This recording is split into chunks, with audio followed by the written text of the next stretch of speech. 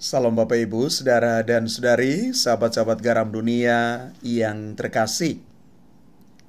Hari ini gereja merayakan Santo Yohanes Chrysostomus, seorang uskup dan pujangga gereja. Di dalam bacaan pertama, Rasul Paulus menulis suratnya kepada jemaat di Korintus dan juga kepada kita semua tentang kesaksiannya sebagai seorang pewarta. Dia mengatakan bahwa mewartakan Injil itu adalah panggilan bagi setiap orang beriman. Bagi Rasul Paulus, itu adalah satu keharusan, karena panggilan dari Tuhan sendiri. Dia mengatakan sungguh bahagia karena boleh melakukan karya pewartaan sebagai bagian dari menyatakan karya Allah bagi dunia. Bahkan dia mengatakan dia sungguh bahagia karena boleh melakukan pewartaan itu tanpa upah. Maka sebenarnya di sini mau dikatakan pewartaan Injil, kabar gembira itu harus dipersiapkan dengan baik.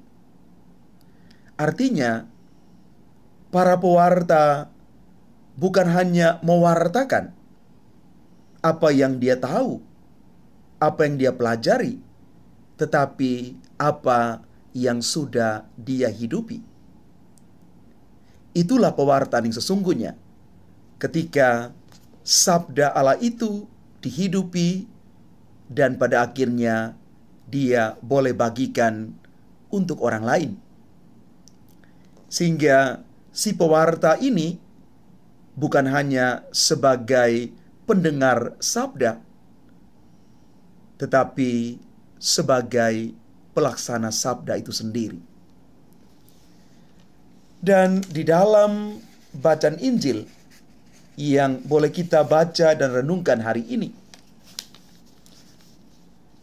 kita kembali diajak untuk melihat dan merenungkan bahwa ternyata lebih mudah orang menyimpan dendam dalam hati karena kesalahan orang lain daripada mengingat hal-hal baik yang dilakukannya.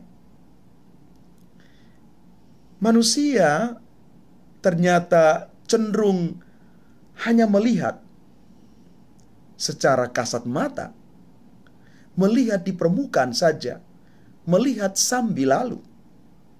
Tetapi Allah melihat isi hati manusia. Bapak, Ibu, Saudara, dan Saudari yang terkasih, dari dua bacaan ini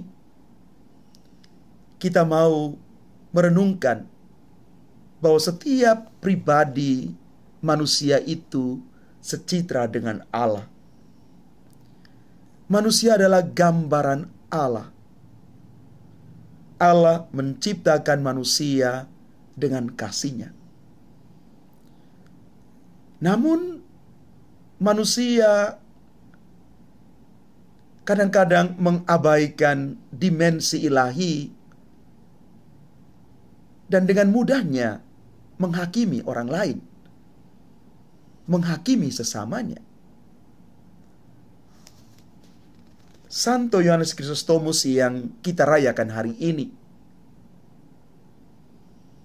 memberikan teladan hidup Kristiani yang sejati, bagaimana mencerna firman Tuhan itu. Dengan semangat yang berkobar, dia berkhotbah, mengajar banyak orang tentang hidup yang benar dan adil bagi Tuhan dan juga sesama.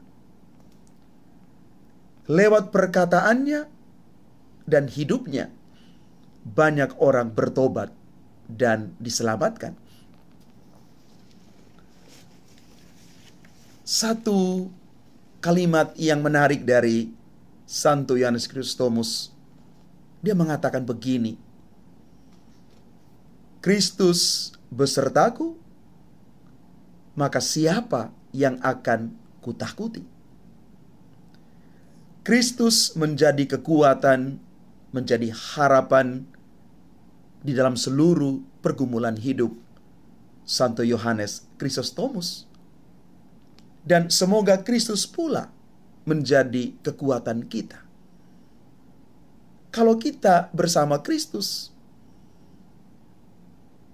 dan Kristus bersama dengan kita, apa yang perlu kita takuti? Maka mari Bapak Ibu, saudara dan saudari yang terkasih, semoga firman Tuhan hari ini menggugah kita semua untuk melihat diri kita sungguh-sungguh sebagai citra Allah. Allah menciptakan kita dengan kasih-Nya, maka semoga kita menjadikan seluruh hidup kita ini adalah satu persembahan yang indah untuk kemuliaan Tuhan dan berkat untuk sesama kita. Tuhan memberkati kita sekalian. Amin.